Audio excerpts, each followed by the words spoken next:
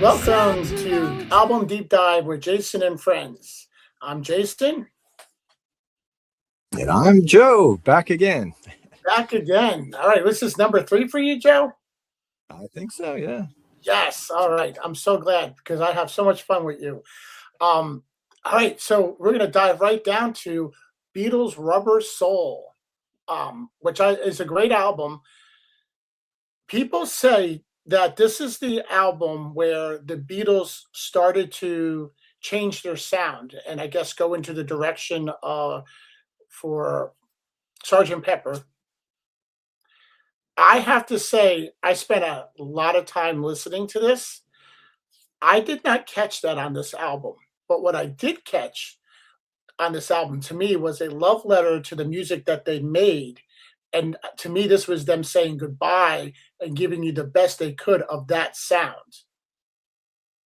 Okay, that's a fair take. I mean, I see a lot of things that were developing at this time that they hadn't done before. And As we go in, I guess track by track, we can talk a little bit more about them.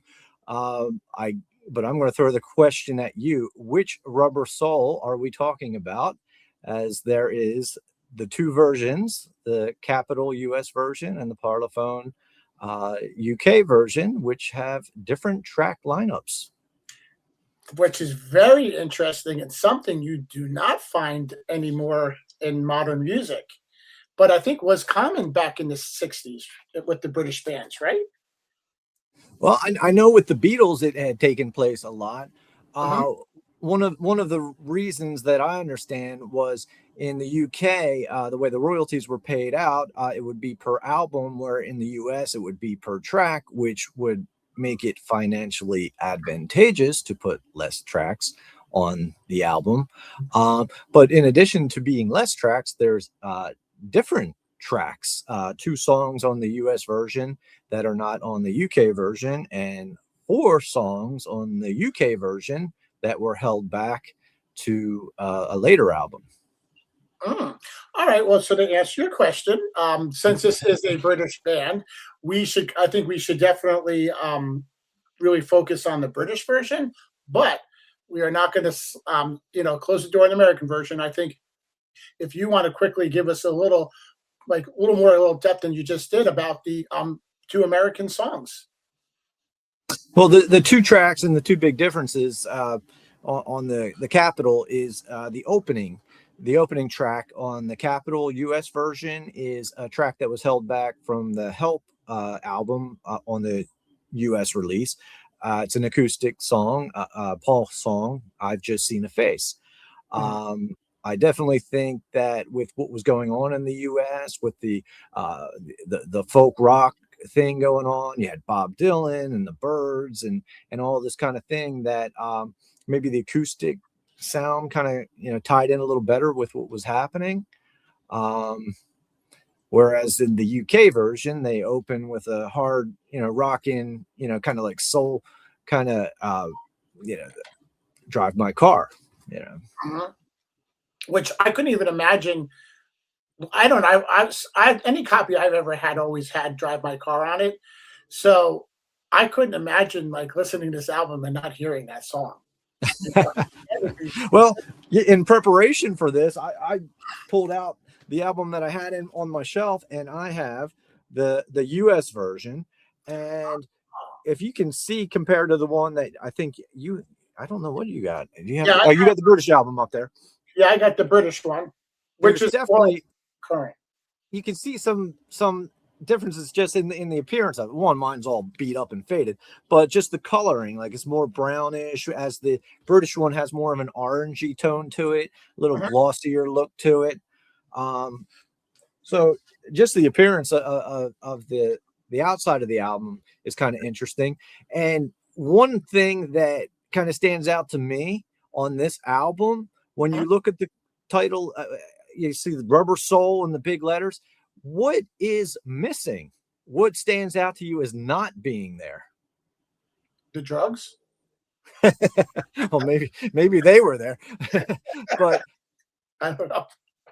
on every album that I've ever seen, the band name is prominently somewhere on the front of the album. On this, we have Rubber Soul.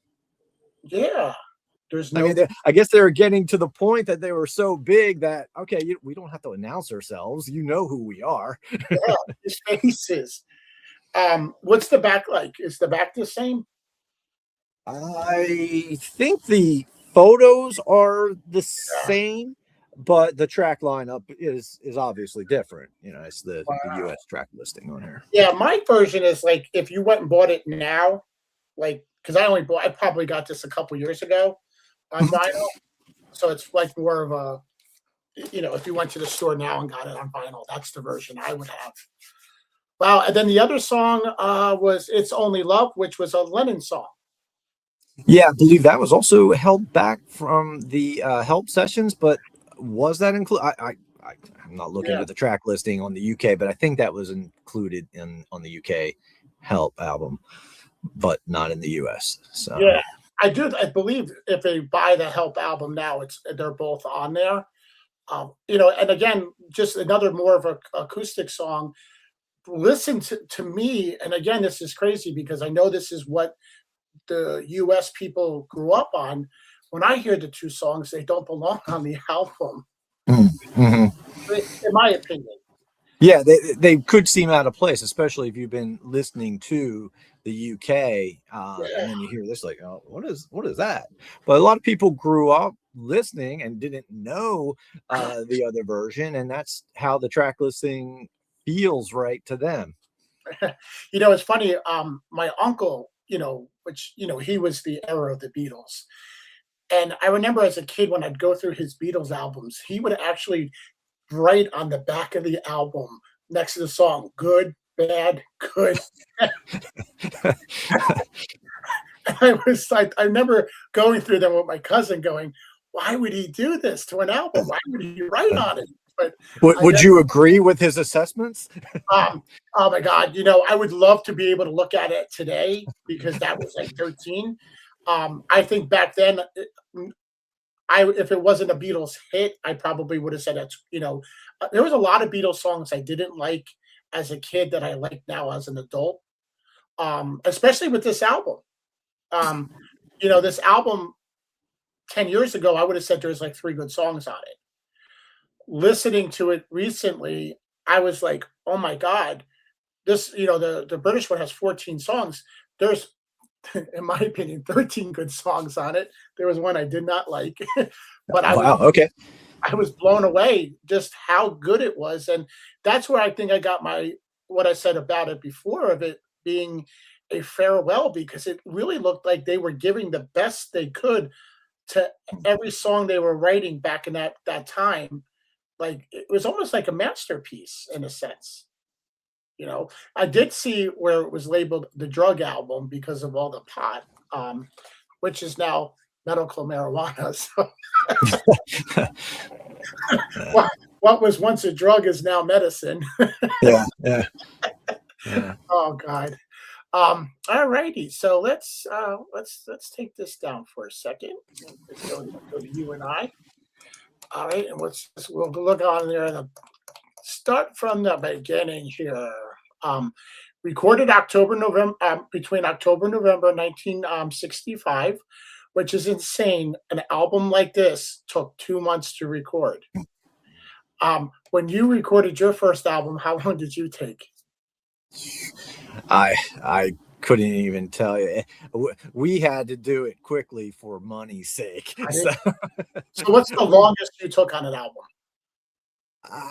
well, I mean, in the digital age, I mean, we were dragging our feet, just whenever we got into the studio, a couple hours here, a couple hours there. I mean, I'd say from start to finish, it would be 3/4 of a year, maybe 9 months. I know a lot of bands that do 8, 9 months, and you think an album like this, October, November, boom, done. I mean, it's insane. Yeah.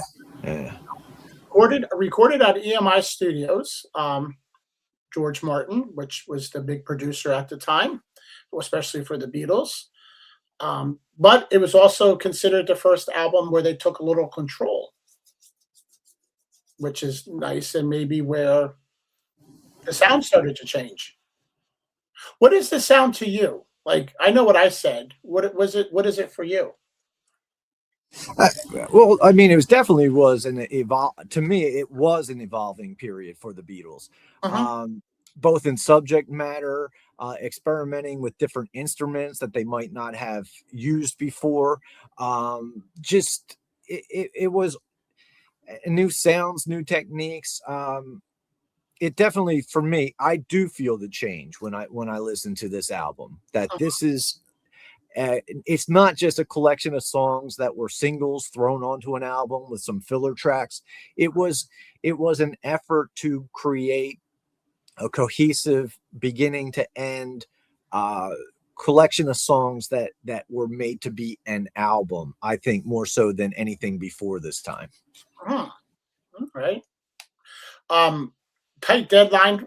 I love this. This was a. It was. I guess that's why it was recorded October, November. Tight deadline for release for Christmas. I couldn't even imagine. Can you imagine rushing the Beatles into the recording studio? You have to have it ready for Christmas. Like, And the amount of creativity and great songs that came out of this. I mean, they had been on that crazy touring schedule. I mean, sick of being out there on stage and screaming fans and not being able to hear themselves play, and just like going through the motions. Like, why are we doing this?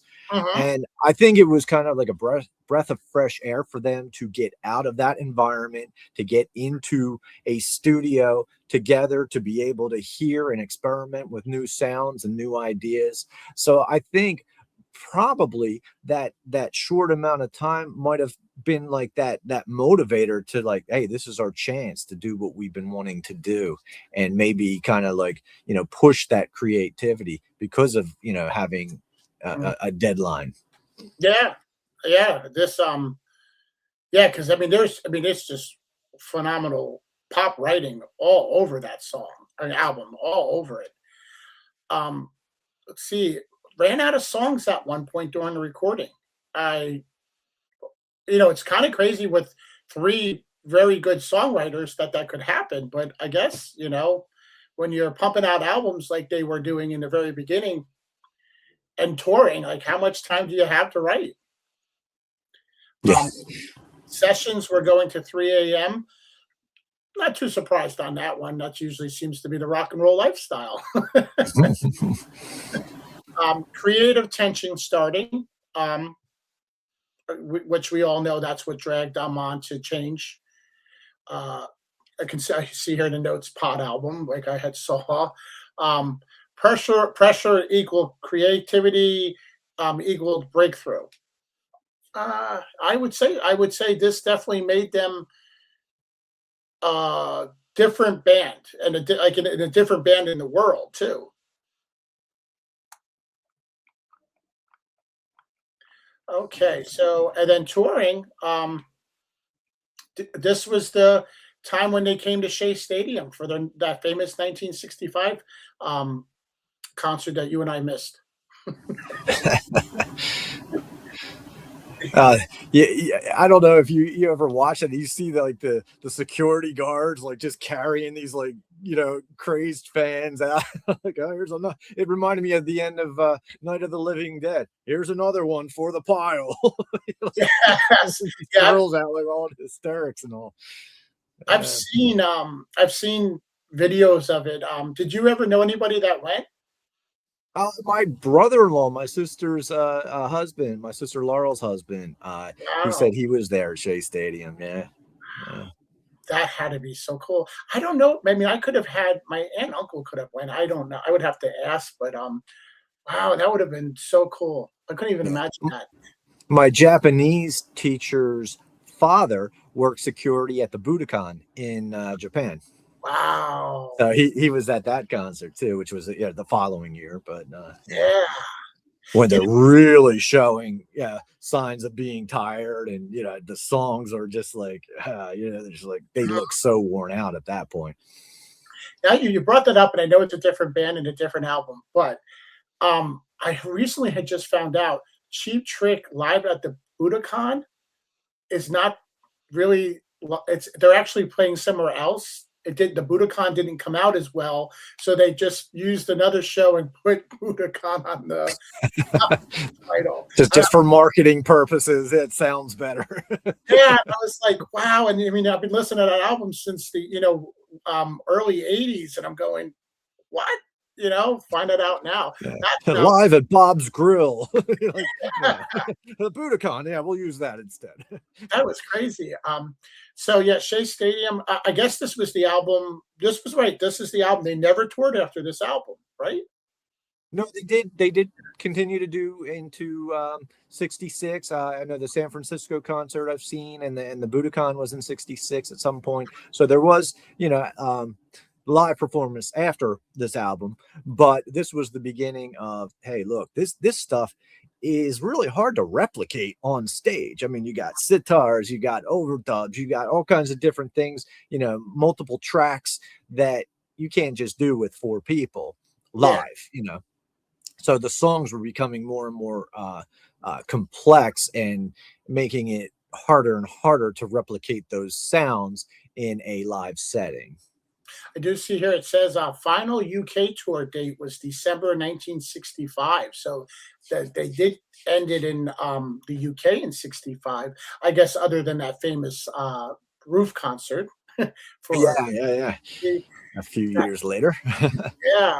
Wow. Yeah, they shift away from live to focus on studio, which again is so crazy because you couldn't do that now as a band because you don't make money in the studio. You know what I mean? You have to make your money on tour.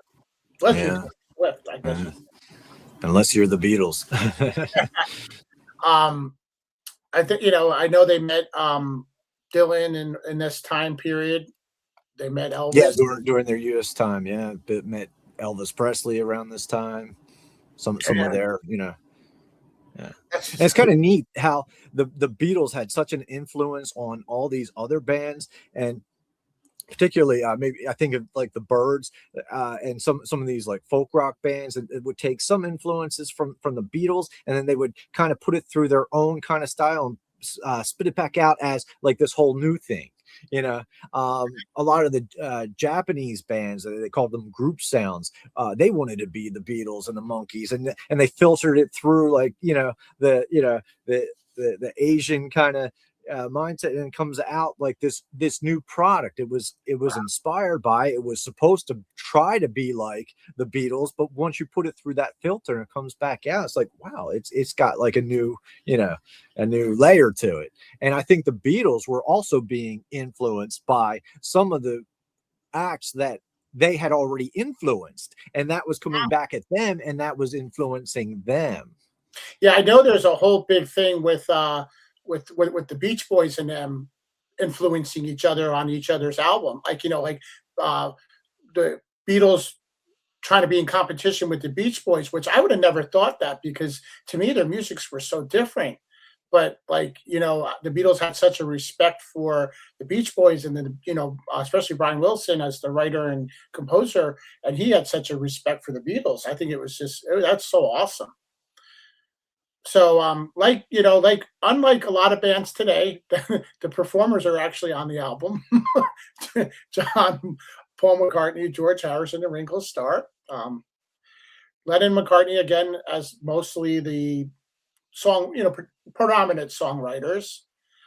They wrote most of it. Harrison, George Harrison contributed 2. Ringo wrote 1.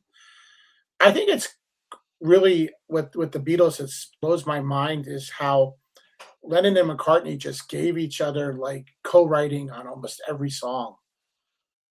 Yeah, they entered into the partnership, and what Paul did was John's, what John did was Paul's, but they did work together, and they did kind of bring out, like, if, Paul was going like too far in like one direction, you got John to bring it back. But there were definitely mostly Paul songs and mostly John songs. And then there were the collaborative songs that they both, kind of, worked on equally. But they were such a good like check and balance to each other that they wouldn't go too far like one way or the other. And actually you add George and Ringo. I mean, Ringo is doesn't always get the respect that he should, but I mean, Ringo, I mean, he was just so solid. And you take those 4 people, and you put them together, and that's the Beatles. You listen to any of the solo stuff, they don't have it the way they do when they work together. No, some good stuff, but it's not. It doesn't shine the way this does. yeah. I mean, well, I mean, if you think about, I mean, for me with the solo albums, John Lennon burned himself out after the second one. I think his first two are really good, and with Paul McCartney, I really don't think I I didn't really like a whole album of his until he did Band on a Run, which was quite a few years after the Beatles broke up. I have to say, I guess I should really look into it more. I don't know much about George Harrison's solo career. I never really quite much listened to it. Okay. Well, I mean, the best album for George is All Things Must Pass. There's a lot of great songs on that some of he had been writing during the Beatle years, and he just had so much catalog at that point, because what would he get, 2 songs per album? There wasn't room for him to do more than that. That's what that Yeah, was his quota. Okay, you get 2 songs.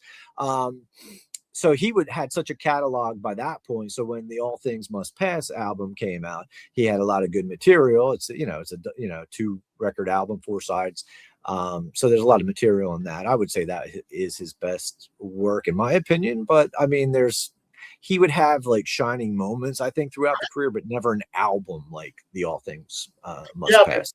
but you just think if he took like all his Beatles songs and made like one solo album out of it, that would have been like probably one of the best solo albums ever, because he had some great songs throughout the Yeah. Yeah. Album went #1 UK and US, which is not surprising at that. It sold 1.2 million in 9 days. Wow. That's insane. So far credited by the RIA, 6 million platinum. I would imagine, I couldn't, this has to be a diamond. If they would have recertified it now, it has to be at this point.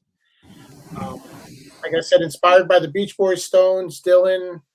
Yeah, I mean, it's created a rock focused album for them. Especially when they took off the 2 US songs. I think it definitely became a rock album, a rock and roll album, because there's a difference between rock and roll and rock. Rock and roll was the 50s, 60s. Rock, I think, would be the 70s. I think they dropped Okay. roll in the 70s. What, in your opinion, what do you think it was, a Lennon or McCartney album? I never really thought too deeply about that on any of the Beatles albums, because I always felt that both of them, took center stage. It wasn't like one or the other. I mean, as going through, like looking at the track listing, I mean, which songs are the most impressive to me? Maybe John, but I have to say maybe John's songs. However, this was such a growing time for Paul's bass playing. He had been playing the Hofner, the famous, violin bass, and I mean, that's a signal. That's, you see the Beatles, you imagine that Hofner bass.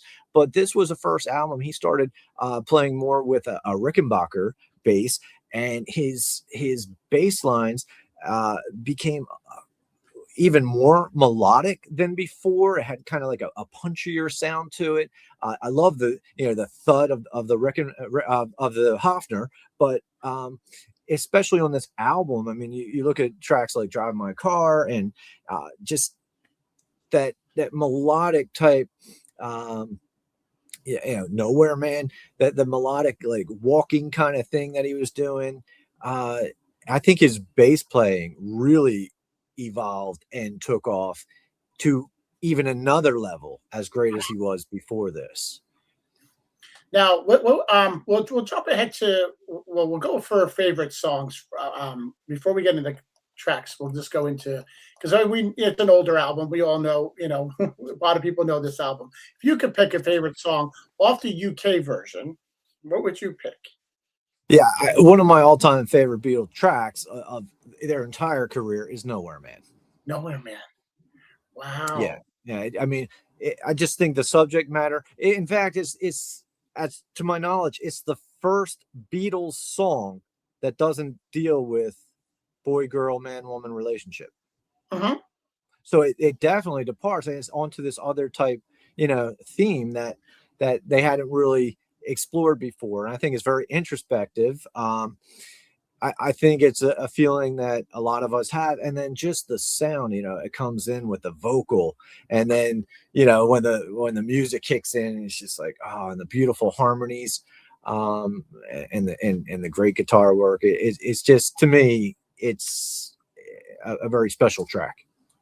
Yeah, I actually, for me, that song, it was kind of special in a way because I'm again a huge Smashing Pumpkins fan, and I think it was like 2009. I saw them in Atlantic City, and they covered it, and I never would have thought they would have covered Beatles No Merman song, but it was so cool. I actually have it on the digital because like they sold the CD of the show after, and I bought it, but I put it loaded up digital. In the list of your favorite Beatle albums, where's this one fall? I don't know if I've ever really tried to rank Beatles albums, because there is just so much material that I love, and then you get into the UK and the Yeah, and the US, like, which it could get very clouded and confusing. But absolutely, I mean, this ranks in, up there with almost any of the albums. I'm very partial to Abbey Road, which I know not everybody loves that album the way I do, but it's an album that I love. But there's so many different, you know, things that, from different periods of the Beatles, that make that one special. You know what I mean? So, like, who's your favorite Beatle? What's your favorite Beatles song? I don't know. well, for I can me, honestly say uh-huh, that there is no Beatles song that was released either as a single or included in an album. I'm not talking about all, like, the anthology and the outtakes and all the things that have been released since, but there is not any track that was ever released as a Beatles song that I didn't like. oh wow, oh, so yeah, Yeah. you're hardcore, hardcore Yeah. Beatles. See, out of the '60s, like the before the Sergeant Pepper, I would say this is my like if you take everything before Sergeant Pepper, this is my favorite album. After Sergeant Pepper, I don't think I liked an album like I liked every album better than this one. I just don't know what it was. I guess the change of the style of music to my taste, like Sergeant Pepper and Magical Mystery Tour and The White Album. White Album and Yeah. Let It Be and Abbey Road. I mean, they're like you can't. They're flawless. You can't. Nobody will ever beat those albums. They're just so good.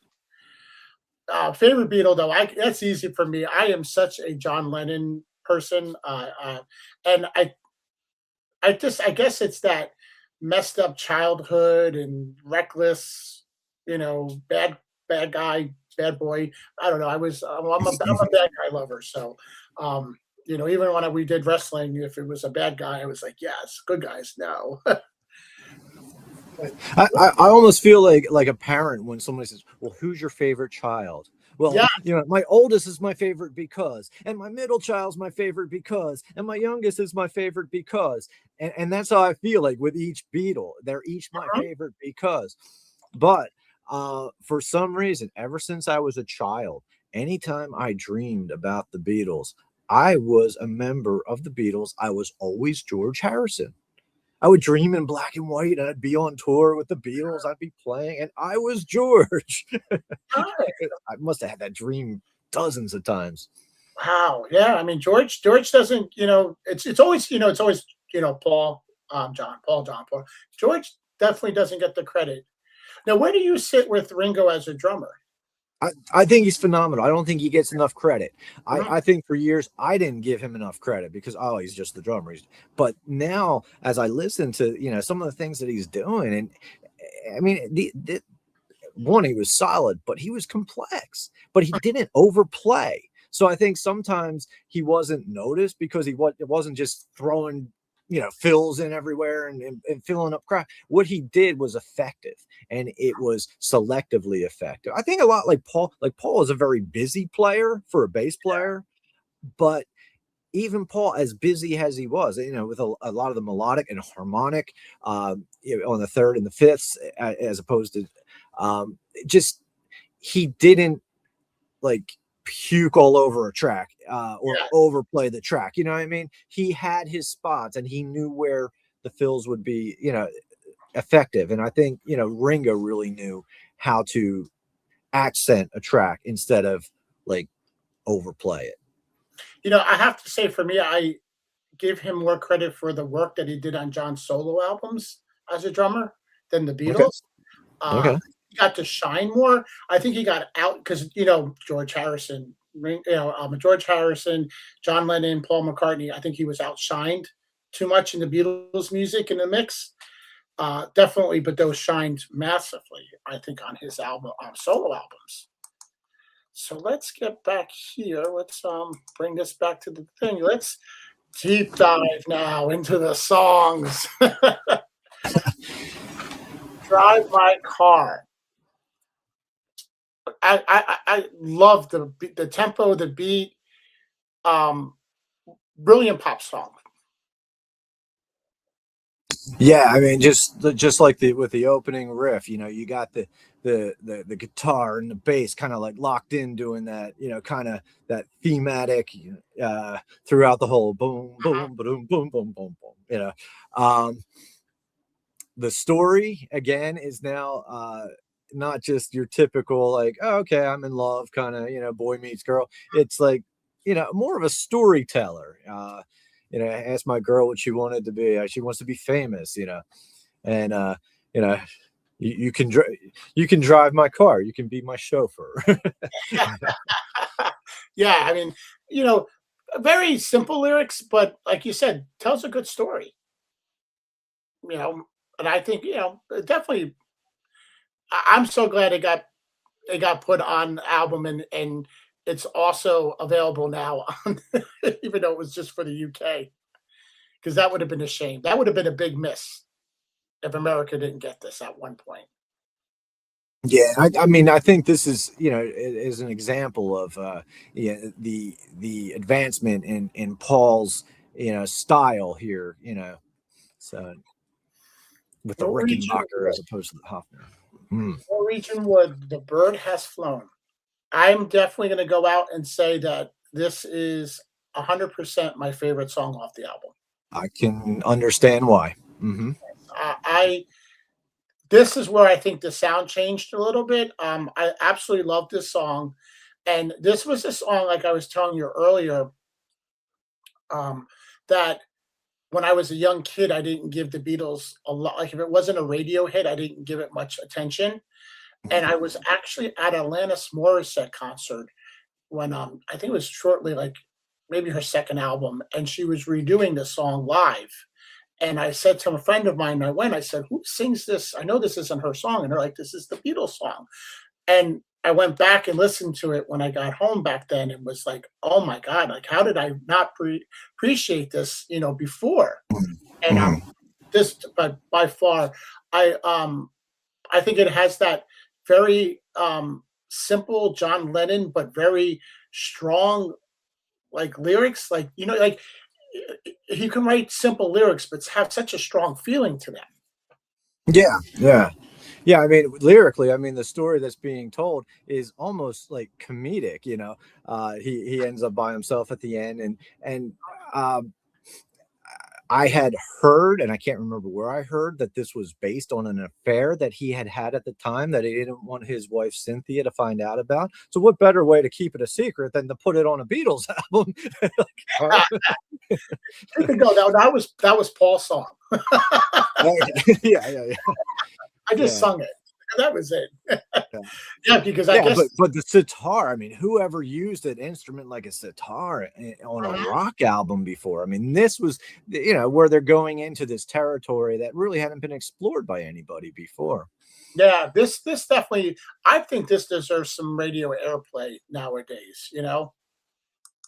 instead of getting the same old ones. You won't see me. You tackle this one, Joe. Well, it's a nice pop song. It's a Paul song. Uh-huh. Um, I think that I had heard Paul talk about his difficult relationship with actress, was it with Jane Asher he was dating at the time? Mm. Um, so it kind of is maybe more of like a heartfelt kind of thing of his true experience as they're growing up as men and entering more rocky bumps in the road in relationships that, and the teenage puppy love type thing, I want to hold your hand and all, is now growing into something that's not quite as dreamlike and romanticized. It's more of a reality that, time after time you refuse to even listen. It's like real relationship type struggles that people, would go through.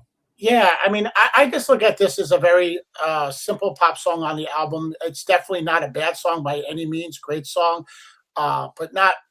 It's definitely outshined by a lot of other tracks. But but it has its place on the album and belongs there, in my opinion. Yeah, good solid song. Yeah, of course, your favorite, Nowhere Man. Yeah. I already said a lot about this, but something that stands out in the track to me is well, of course, the opening, the vocal, and before the instruments come in, the a cappella harmonies, but the placement of the guitar solo is so early in the track that it Uh-huh. almost seems like out of place, but it seems like it's perfectly placed, and that little nuance, I think, just gives this song something that sets it apart. Yeah, and like Nowhere Man, like that's so John Lennon. Like I love Mhm. it, Mhm. because he definitely was a man that I don't think he knew.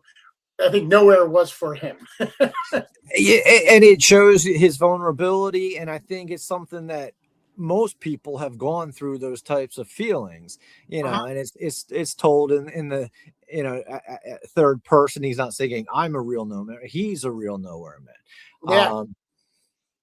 Yeah, making his nowhere plans for nobody, like, trying to figure out what this is all about, navigate through life. And, here he is, one of the most richest and famous people in the world, but, where am I going? Nowhere, Well, it's, it's funny with him because I mean, all the fame, the money, and I would like I watched so many documentaries on him. I would really say that man did not find himself until he found Yoko. Like, but there is the hope in in the lyric though too. Um, you don't know what you're missing, uh-huh. please listen, Yeah. the But that world is at your command. Go out and experience, don't limit yourself, uh-huh. being trapped in this lost, condition. It sounds like a man that wants to, get out of it. And like I said, to me, I think he really, when he met Yoko, he really found his happiness, Mhm. found where he wanted to be and needed to be. Yeah. Yeah. Think for yourself. Okay. Um, This is, yeah, this was another good pop song. I enjoyed it. Again, it gets to me with having the three songs before it. It's out, with a couple songs before it. That gets outshined a little bit, but I think a good song. yeah. And it also shows, again, it's not like that puppy dog love. It's just like, think for yourself, do what you want to do, go where you're going to, think for yourself. But, yeah. Yeah, I mean, good song. Now this one was more of a McCartney song, right? Well, it was a George track. I don't know who wrote it. Does it Yes. tell you? I Yeah, thought this was one of George's tracks. I might be, yes.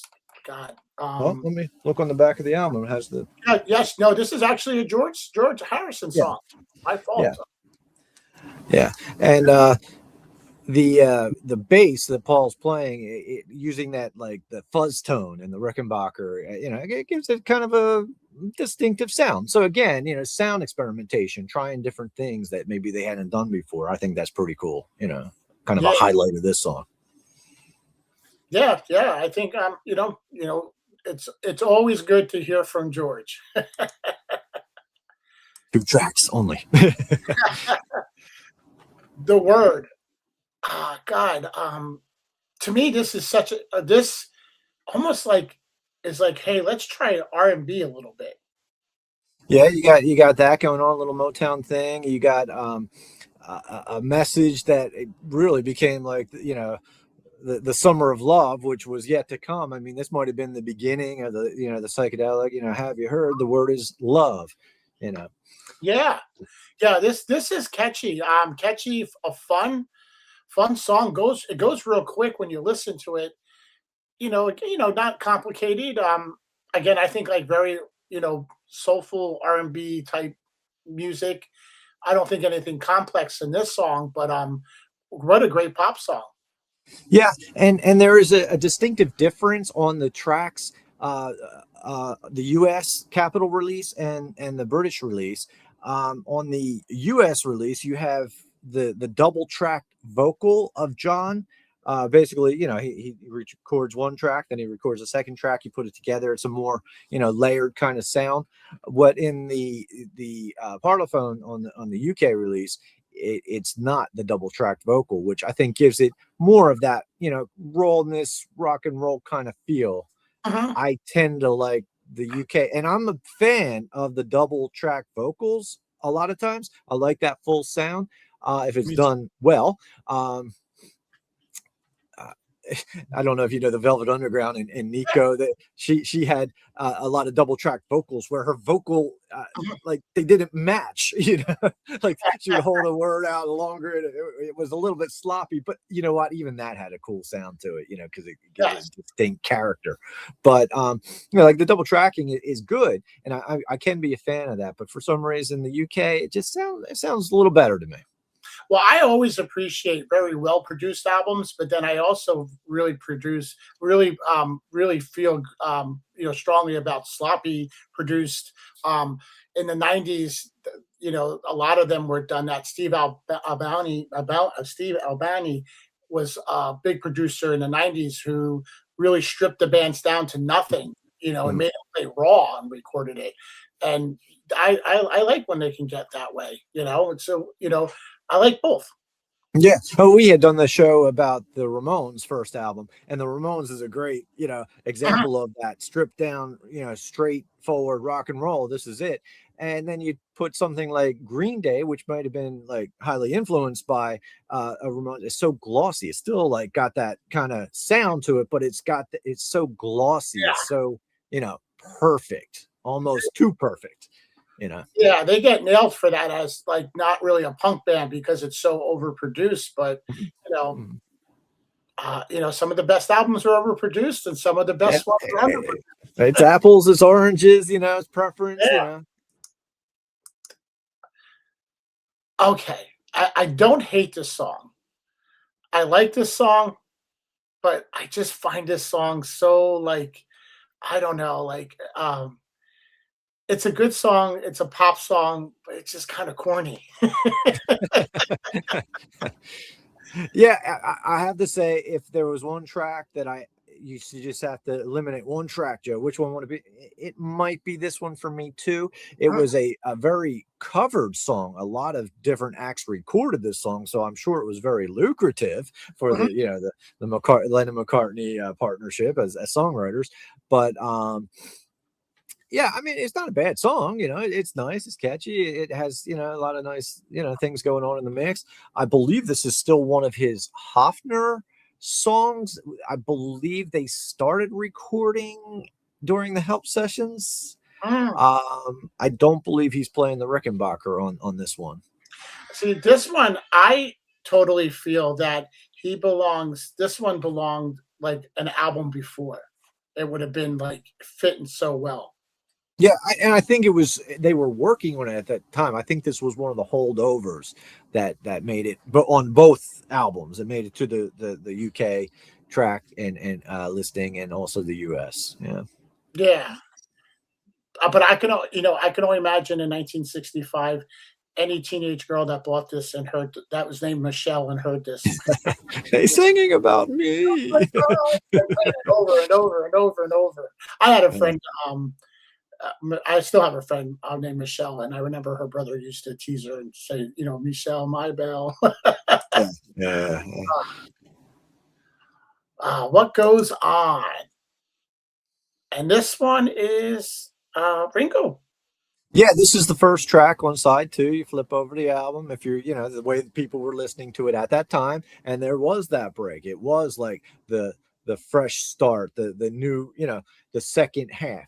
Like if you're listening on CD, you don't have that same experience of having to pick up the album, flip it over, and then start a new track. So I think the opening track to a second side is very important when you're listening to it as a record, as opposed to a CD or a digital recording. Again, this was a different track that was not on the US release. The US release opened with It's Only Love, which was a holdover track. So again, giving it a very different feel. That first track, I've Just Seen a Face, the acoustic number, as opposed to Drive My Car as the first track on side one. You flip it over, It's Only Love, and or Ringo's country rock kind of thing. Well, there's one thing that I when I watched a lot of these documentaries that I kind of I heard in the documentaries that there was a lot of concern when they broke up the Beatles, that Paul and John had over Ringo, because he didn't, perform any songs, and for like money wise and stuff like that when they're breaking up the Beatles. And I like how the fact that did he have the best voice out of them? No. Was he the best songwriter out of them? No, because I even know that they wrote songs that he sang, but they always gave him a shot and made him a part of it in the sense, where they could have just said play drums. And I love that. I love that they always included him in as much as they could. Yeah, and he had done the cover song of "They're Going to Put Me in the Movies." What was that that he had done before? They're going to put me in the movies. They're going to make a big star out of me. Yeah. Act naturally. Act naturally. Yes. I have to go through the whole verse to get to the Act Naturally was a cover song. And this has a very similar feel, that kind of like country rocking kind of thing. But this was an original track. And every track on this album is an original track. There's no cover songs on I think the first Beatle album that didn't have covers, too. It could be. It could be. I can't. Yeah. I know for Ringo Starr, what is it? It Don't Come Easy, his solo. I think that was written by George Harrison, or he played on it, one or the other. Well, yeah, that and Photograph, I think, was another George Harrison pen song on the Ringo album. That album, I mean, that song, It Don't Come Easy. I kind of love it. Yeah, it's a great song. And that album, that Ringo album, all four Beatles played on it. Not at the same time, but it's the closest thing to a Beatles album after the Beatles, because all four Beatles were involved in it. It shows you the respect they had for him, Yeah. Nobody really feuded with Ringo, John and Paul feuded, George would get mad at Paul, but nobody could get mad at Ringo. Yeah. Girl, again, to me, you got your classic Lennon style writing that is just what makes me love Lennon. And just his, beginning line, "Is there anybody going to listen to my story?" The way that, I mean, he's just kind of speaking it, not even like singing it almost. It's so, I just grabs me right from the very beginning. Yeah, it's like his plea. Is there anybody going to listen to my story? And then just goes on and just pours his heart out about, how this girl is torturing him. Mhm. I think this is like for me a song that I like the verses better than I like the chorus. Yeah, yeah. Stronger verses versus chorus, where a lot of songs, the verses are not as strong as the chorus. I mean, that's the whole usually structure of songs. But you think this is pretty awesome. And it's so dark. Was she told when she was young that pain would lead to pleasure? Did she understand it when they said that a man must break his back to earn his day of leisure? Will she still believe that when he's dead? The way he ends the song, like, it's like dark, but and it's perfect for his vocal, his Mhm. style, and the breaths. Ah, girl. Yeah, Yeah. classic Beatles song. Love Yeah, it. again, experimenting with sounds that not necessarily would be instrumentation. It's just like sounds that, just different ideas that, yeah, yeah, Oh hadn't yeah, really been explored. I'm looking through you with this, McCartney song. Great pop song. Very Yeah. makes you want to snap your fingers. Yeah, I always loved this song. I remember it wasn't Paul McCartney, but on the Muppet Show in the '70s, as a kid, I remember they did a Muppet version of this with the Oh wow, little Muppet ghost singing it, and I'm like, oh, oh, this is so cool. So that's something that I always think of when I think of this song. Um, I don't yeah, remember that. That's so cool. it might have been the episode with Vincent Price and Alice Cooper, but I'm not sure. We'll talk about that later. But there's Oh, a difference in the tracks. And again, we're talking a little bit about the UK versus the US version. What the differences are. There's like that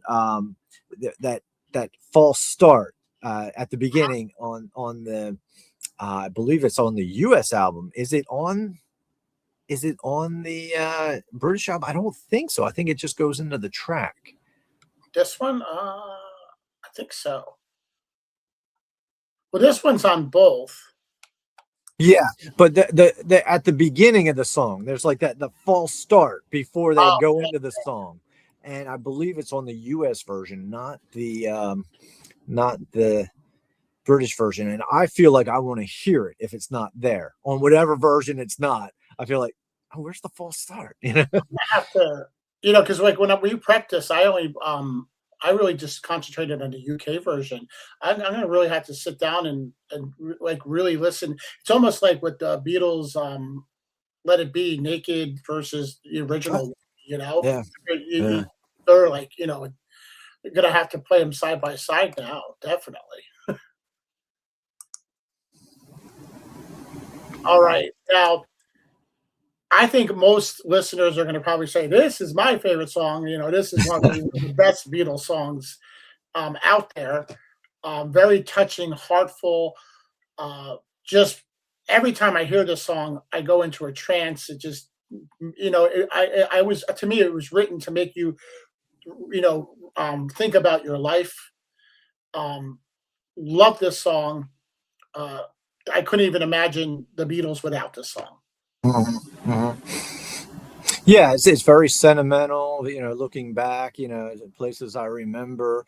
But also, of all, I love you more. It's a song that I've heard at a lot of weddings.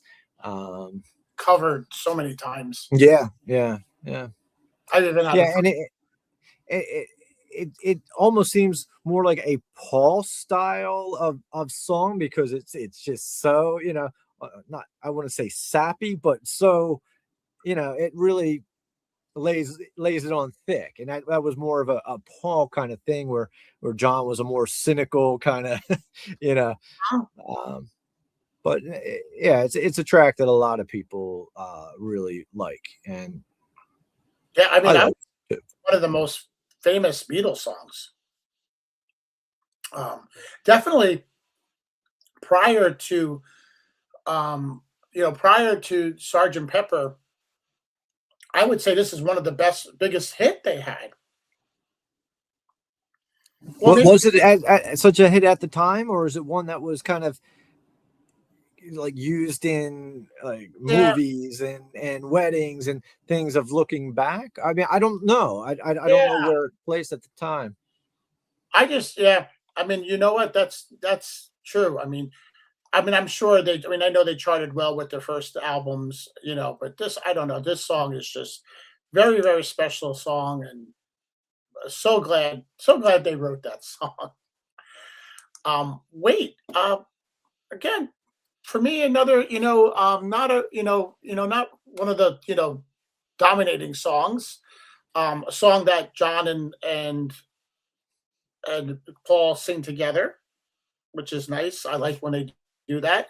I think Yeah. that one of the highlights of them singing together is on "Let It Be," the first song.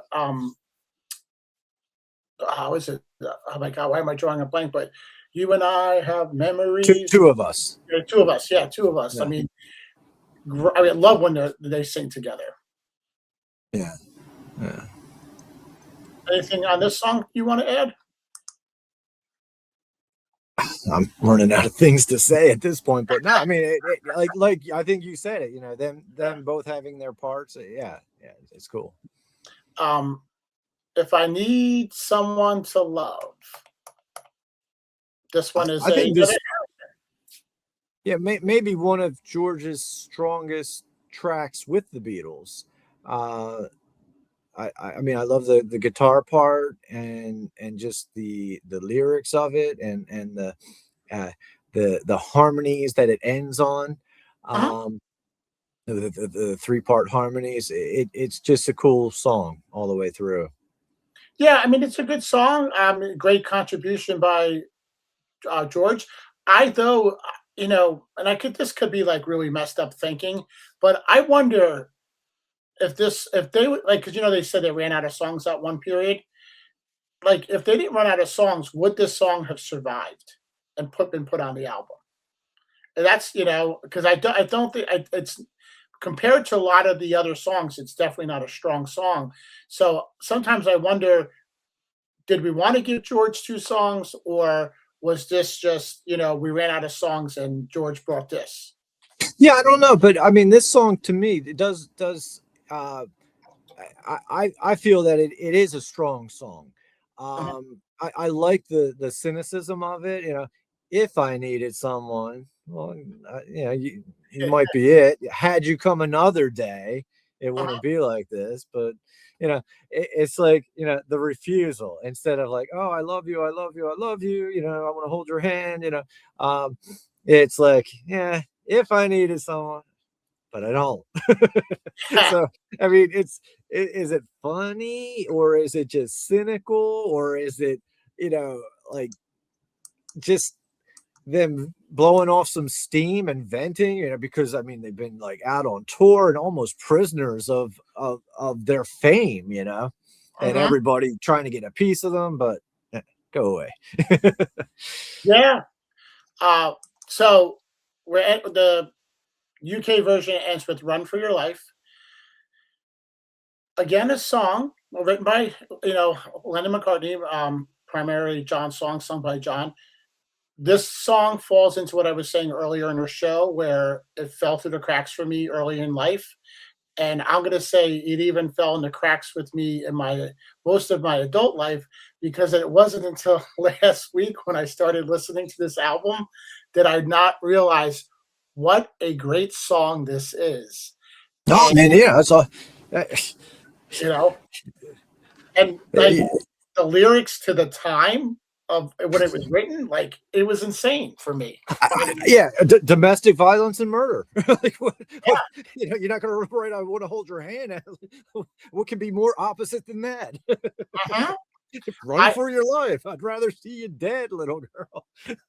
Yeah, I was like, there was like a rebirth for me listening to this last week, going like, how have I not been playing this over and over for years? Yeah, it what I always was like, how was this song released at the time with the lyrics that it has? Yes. Catch you with another man. That's the end. Yeah. I mean, this is like old blues stuff, like Jimi Hendrix, I'm going down to shoot my old lady, like this is, um not what you would especially from coming from In My Life to Mhm. such an over the top, overtly criminal song. In My Life, Run for Your Life. Yeah, yeah. In my life, of all my friends and lovers, I'd rather see you dead. No, no, no. Which is crazy because this is 65, and I can't remember where in the 60s the song was written, but Carole King wrote a song for like a one-hit wonder band, and I cannot remember the name of them. I only know the song because Hole, Courtney Love's band, used to cover it. But they did a song called "He Hit Me and It Felt Like a Kiss."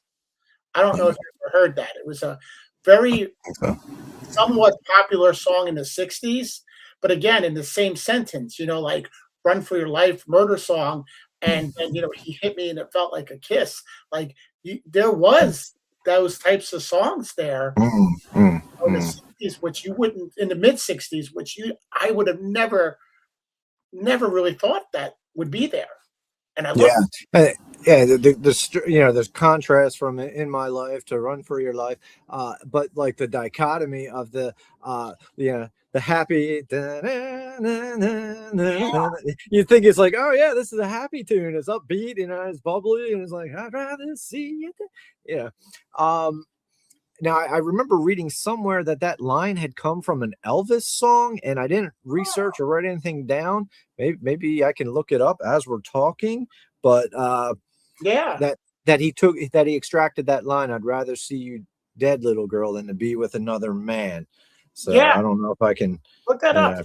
Uh, Yeah, because that's would be crazy if there was a connection to that from with Elvis. But even there's just again with this, it's John telling a story, and you wonder, he had all those problems with infidelity, and which is typical to me. It's a typical man. Like men cheat on women like it's no big deal, but you cheat on me, you better run for your life. it, So it was a 1957 song by Elvis Presley called "Baby Let's Play House," wow, and the lyric is, I just had it. I'd rather see you dead, little girl, than to be with another man. wow, Line, word for word. wow. I Yeah. wonder if he asked for permission, or what he said I to don't know Elvis. if he asked for permission, but I do remember him saying that line came right from an Elvis song. Wow, that's so cool. I meant to look that up before, we got on, but I'm gonna have to now listen to the Elvis song. yeah, baby, let's play house. Mhm. Oh, so that's the album, and I know we talked about everything on this one, which is There's really great. probably so much more that could be said, but Yeah, I can only imagine what we missed. Um, though I just in this conversation, and I know there was one thing that you were saying earlier that I'm dying to ask you when we were talking about this album being 65 and the bands in the 60s, and you brought up Japanese music, and I wanted to see, was there a band, or do you know if there was a band in the mid 60s from Japan that were trying to play music like this? yeah, I think the most famous of the Japanese groups that kind of were influenced by the Beatles type music is a band called the Tigers. Okay. Yeah, it was led by a singer named Kenji Sawada, who later became a famous actor. But during his time in the group, was known by the American name Julie, Oh my God. and and one of his bandmates was Sally. So Oh, why did they pick girls' American names? I don't know. and so they were like a mid 60s pop rock band? Yeah, they were the most famous of the group sound bands, and the group sounds in Japan were kind of the bands that were influenced from the Beatles and that kind of music. Yeah. I'm gonna have to check. I'm really gonna have to check that out. That because I think there's a current. I don't want to say Japan because I don't know, but I know it's an Asian band. I believe like they sing English, but like don't even speak much English. I think they're called Tiger something now, which I think is pretty interesting. Oh, I don't know. Yeah. Yeah, I have to share that with you, but I definitely want to. I'll pick your brain more on that. And then the other thing I have to say while we're on this, I just got introduced in the last week to James McCartney, Paul's son, Hmm. and Hmm. not personally, but his music.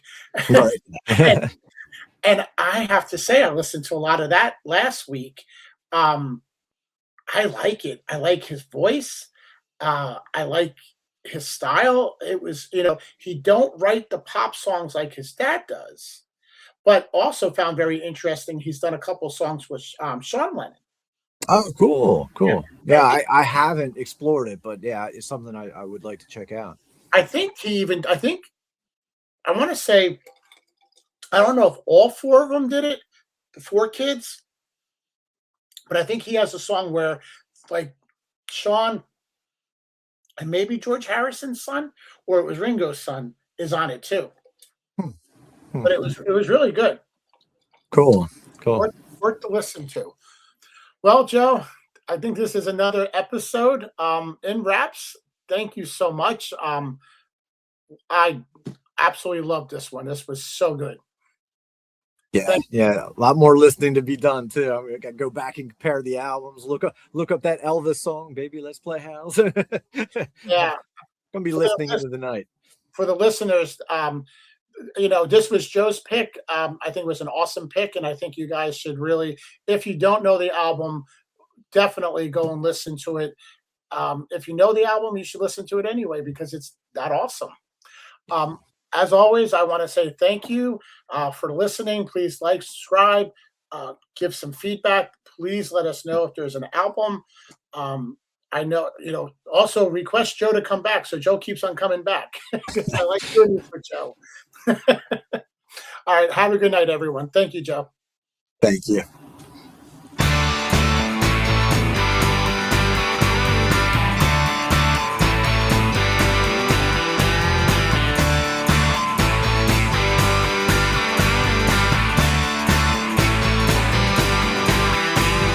There's a girl you'll fall in love with sooner or later, and there is not